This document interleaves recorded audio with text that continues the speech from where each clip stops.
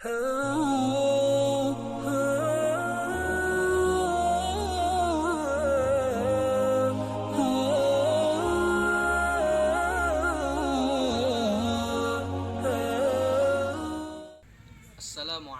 warahmatullahi wabarakatuh.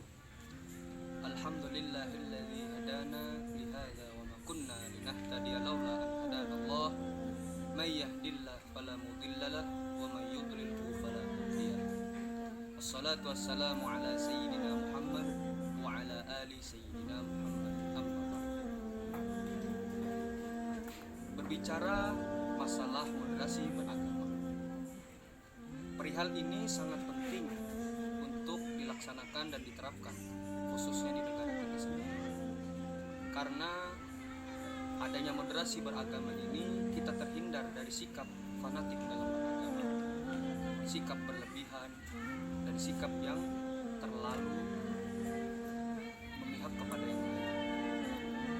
Moderasi ini adalah sebuah cara dalam memahami sebuah ajaran agama dengan tidak ekstrim, atau bisa disebut dengan secara moderat.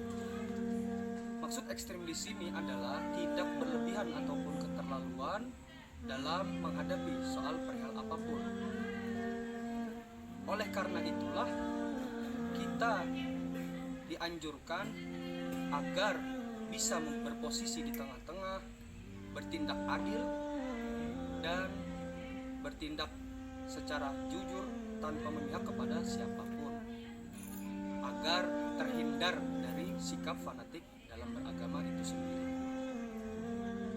Ada sebuah dalil dalam Al-Quran, surah Al-Baqarah ayat 143 yang berbunyi, A'udzubillahi minasyaitonirrajim, Bismillahirrahmanirrahim, wa kadzalika ja'alnakum ummatan wasata litakunu syuhada'a 'alan nasi wa yakuna ar-rasulu 'alaikum syahida. Al-ayah. Yang kita syahid di sini adalah kalimat wa kadzalika ja'alnakum ummatan wasata. Oleh karena itu, marilah kita sama-sama lihat tafsir surah tersebut di dalam tafsir Ibnu Katsir. Bismillahirrahmanirrahim. Qala al-musannif rahimahullahu ta'ala wa nafa'ana bihi wa bi'ulumihi fid dharain. Amin. Membahas masalah moderasi beragama, tadi kita sudah menyampaikan sebuah surah Al-Baqarah ayat 143 yang mana tadi sudah kita bacakan. Nah, sekarang kita akan melihat sama-sama tafsir maksud dari kalimat ummatan wasata. Nah, di sini kita melihat hadis terlebih dahulu tentang pentafsiran ummatan wasata itu dilihat dari sisi mana? Dari hadis. Bismillahirrahmanirrahim. Wa qala al-Imam Ahmad, telah berkata Imam Ahmad rahimahullah, wa bihi ilaihi qala haddatsana Waqi' 'an al-A'mash an Abi Shalih an Abi Sa'id radhiyallahu an qala, telah berkata qala Rasulullah sallallahu alaihi wasallam, Rasulullah sallallahu alaihi wasallam bersabda, yud'a Nuhun yaumal qiyamah, akan diseru, akan dipanggil Nuh di hari kiamat oleh Allah Ta'ala. Fayuqalu lahu, maka diseru dan dikatakan kepada Nabi Nuh, hal ballaghta, apakah engkau sudah menyampaikan risalahmu wahai Nuh? Fayaqulu, maka Nabi Nuh menjawab, na'am, iya. Fayud'a qaumuhu, maka dipanggil lagi kaum-kaumnya Nabi Nuh. Fayuqalu lahum, maka dikatakan lagi kepada kaum Nabi Nuh, hal ballaghakum, apakah Nabi Nuh memang sudah menyampaikan risalah kepada kalian?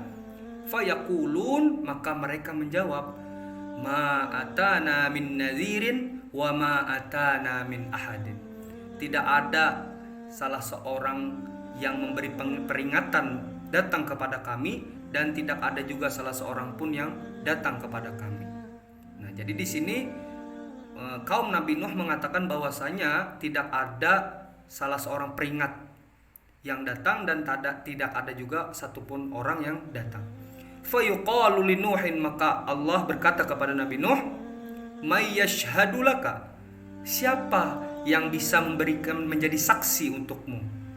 Fayaqulu, maka Nabi Nuh menjawab, Muhammadun wa ummatuh.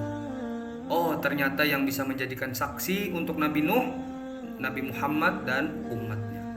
Qala fadzalika qauluhu.